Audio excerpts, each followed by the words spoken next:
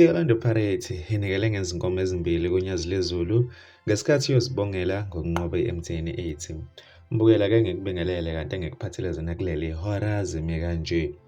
Iqembu le-Orlando Pirates bahambe bayozibongela kuNyazi lwezulu ngemuva kokuba bebe ngompetha be-MTN8 Cup emavikini adlule. Banqoba isitelisi emdlalweni wamanqamu ngamagoli 3-1, kanti umbukelo uzokhumbula ukuthi ngaphambi kokuba bedlale lo mdlalo wamanqamu bahambe baya kuyiNkosi uNyazi lezulu bayocela izinhlahla zokunqoba lo mdlalo babuya nayo indondo.